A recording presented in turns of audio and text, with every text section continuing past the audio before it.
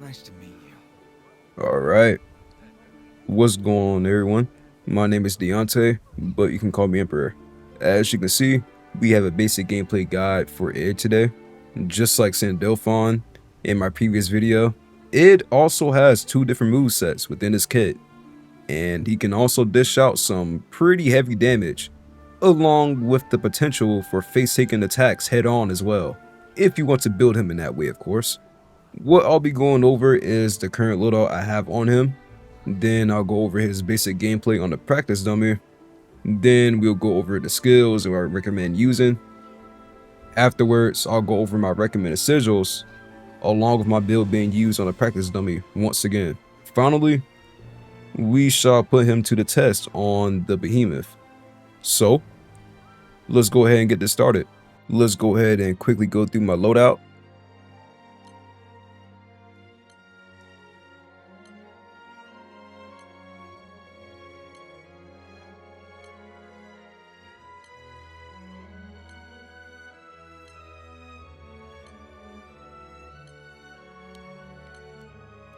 And this is my current overmastery on him.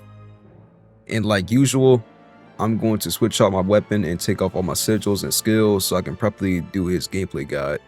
It is very straightforward when it comes to combat. His gameplay heavily changes in his second moveset. So this is what his lot attacks will look like.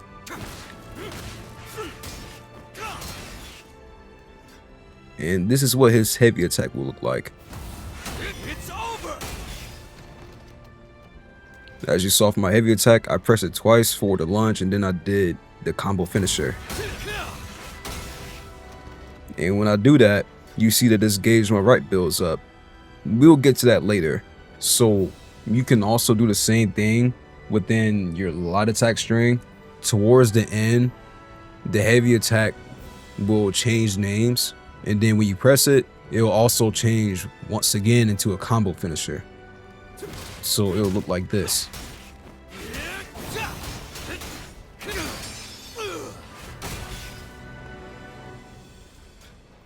And that will be one of the more ideal ways to build this gauge. If you don't want to do your light string, you can hold down the heavy attack button.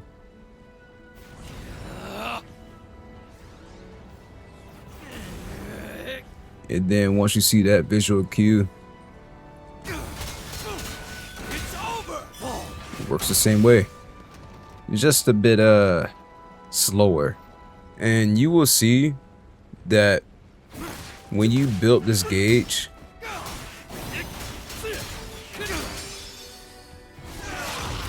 you transform like this. And this will be his Ragnarok form. And as you can see, the gauge does not deplete that fast. In this form, his attacks are a lot more different. Not to mention, he also gains Star Heart while in this form, which allows him to not get interrupted while he's attacking. We'll quickly go over his light attack string.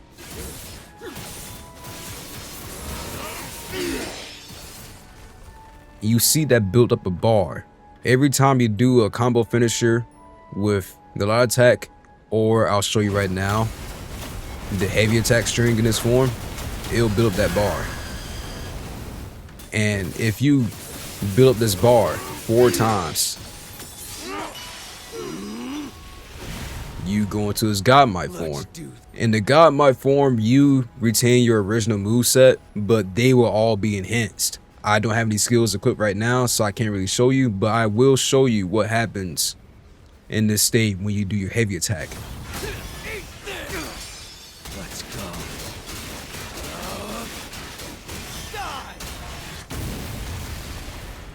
And once you do that string, it completely goes out. So his first damage skill right here, it allows him to fire a projectile towards the opponent.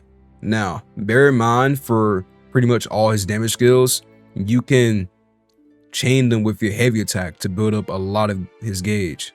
So do keep that in mind. This is a pretty good skill to have because it is just easy to just dish out and then go into your heavy attack. Now, we have another damage skill right here, Unbound. This is a pretty heavy attack as you slam the blade down and it causes a shockwave that goes towards the enemy. Pretty good skill to have because this is technically also a range skill. We have another damage skill right here that also counts as a buff skill called Atonement. It allows you to essentially take all the damage you and your allies take, and you can counter based on that amount of damage. Now, we have a buff skill right here, Ragnarok form, and it allows you to transform into his Ragnarok form. If your gauge is about to deplete, you can restore this if you use it in Godmight form. Another damage skill called Scourge. This skill allows him to swing his sword in a pretty wide circle. This just allows you to be more sure that you can actually land your hits because some enemies in this game do move really fast.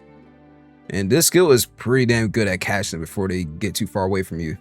Now, we have another damage skill right here, Fourfold Vengeance.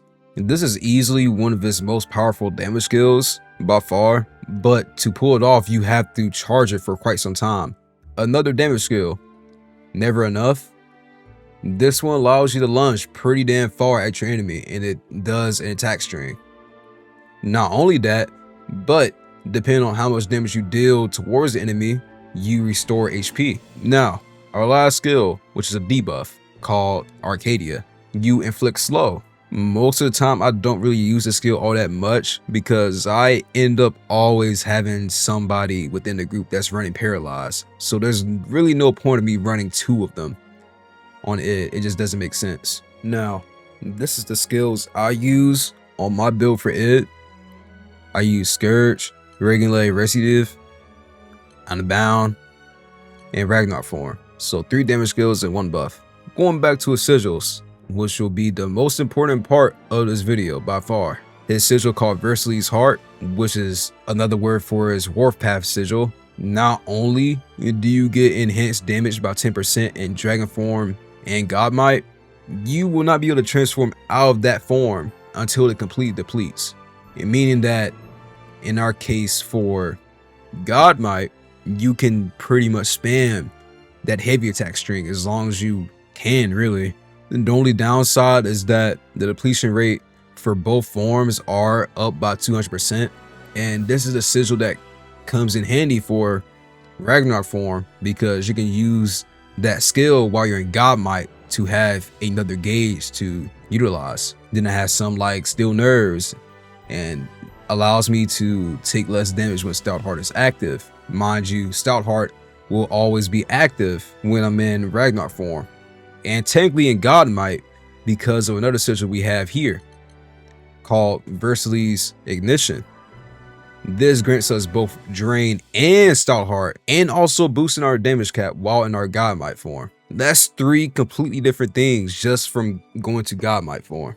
Now, I do have Cascade, which allows our cooldowns to be shortened whenever you hit an enemy. And it's good in his case because, like in his Godmight form, you saw earlier in his heavy attack string in that form, he attacks extremely fast.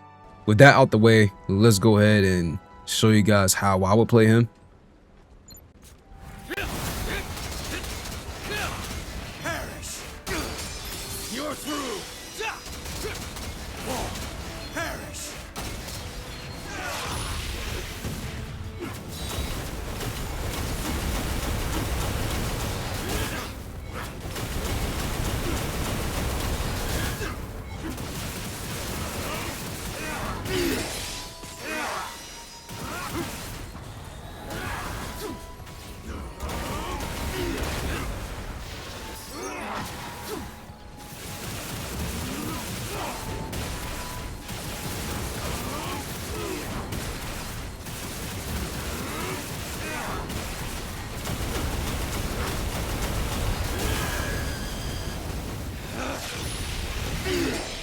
Take this!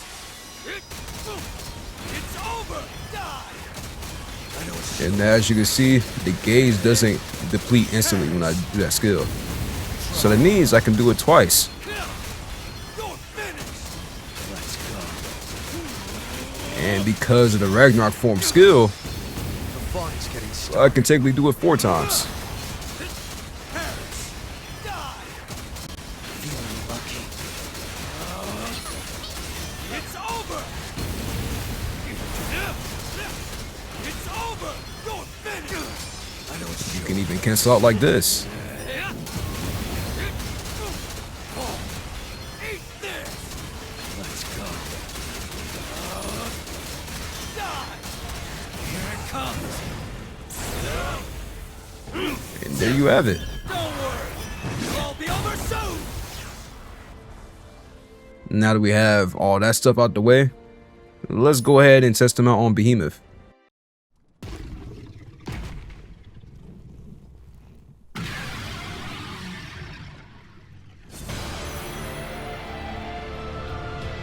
Let's get this started.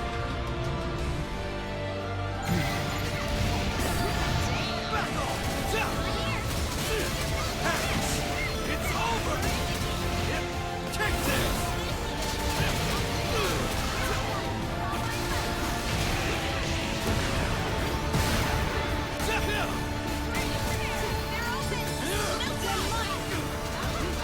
We'll do one more attack stream before I go in this one.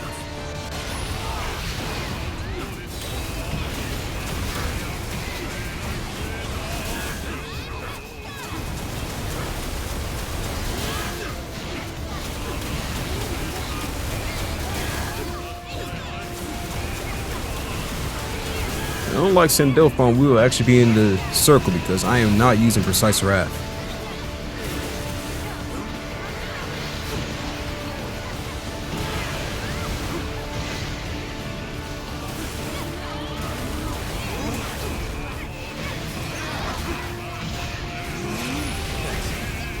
Watch out! Let's not do anything wrong.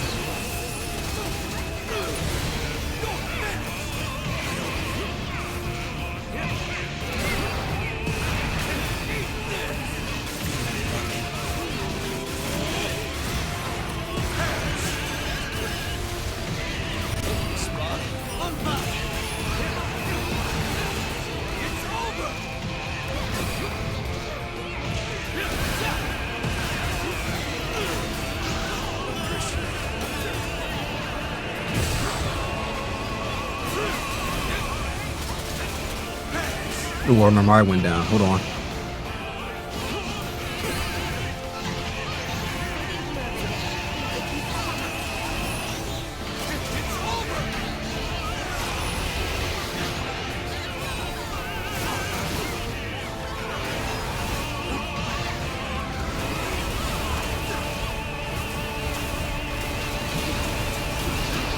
I'll cover you.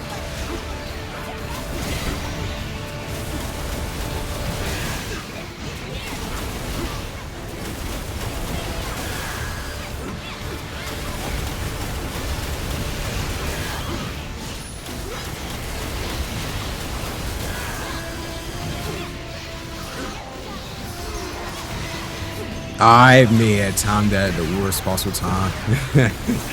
Whoops. You're a mysterious one, Tway. That goes both ways. Let me go in SBL so I Don't worry! It'll all get be away over from soon. that attack. Show no mercy.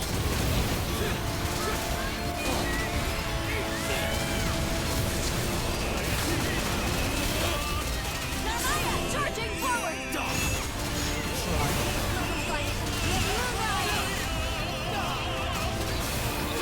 And during your Skybound arts, like right now, the gauge is not depleted at all.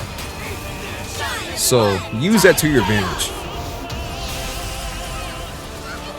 Make it a bloodbath.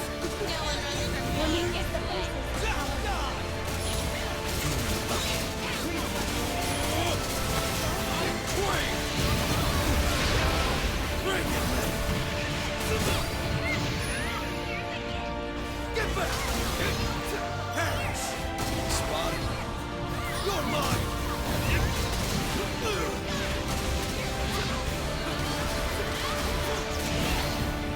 It's over! Had a feeling you attack right after. Unfortunate.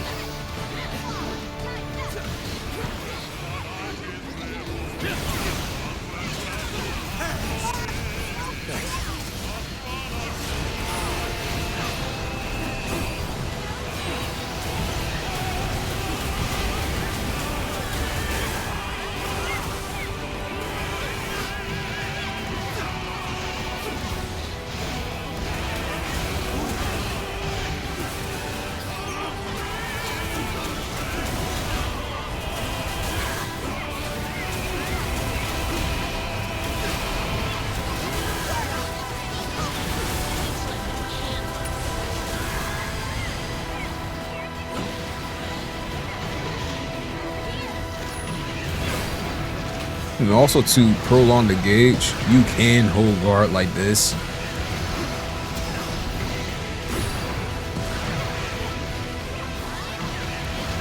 But do bear in mind, once you release it, you will go into your God mode immediately.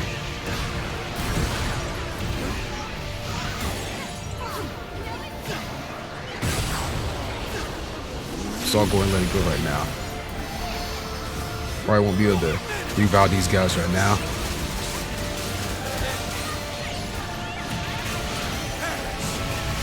But let's SBA right quick so I can give these guys a break. Destroy him. Show no mercy.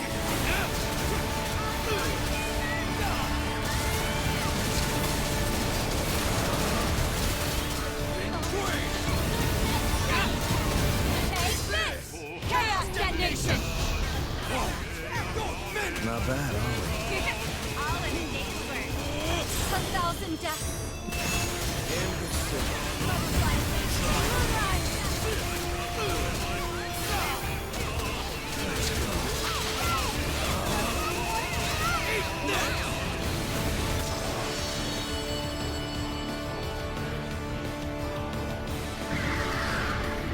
And there you have it.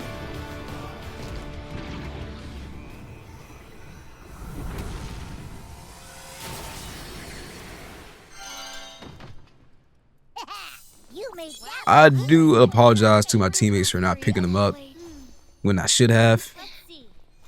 Nah, I'm sure they understand. Just shout out to these guys for allowing me to run Beam with them. See you next time. Alright. And that shall be the end of today's video. This will be the final upload I'll have on the character before the release of Endless Ragnarok. So like I said for my previous video with Sandelphon at the end, that all the characters I have not made a god on that's in the roster right now, I will make a god for them eventually. But more than likely, you will see gods for the newer characters in Endless Ragnarok before I get to them. Once again, it has been a pretty good run so far with these character gods, and I appreciate all the support I've been seeing so far. I believe I already said in one of my previous videos that I do in fact check all of my comments, literally all of them. So I really do appreciate the support. It really means a lot. With that in mind, I do have a Discord server that is linked in the description of all my videos. If you're looking for all the builds that I use in my videos, including a few builds that I have not showcased as of yet, they will also be in my Discord server linked in that description. Also considering that there will be crossplay in the DLC, especially with the people that are either newer or returning to the game, just seek me out on my Discord server, because I definitely do not mind helping everybody. Anyways, I thank you all for your time, and I'll see you all in Endless Ragnarok. Thanks.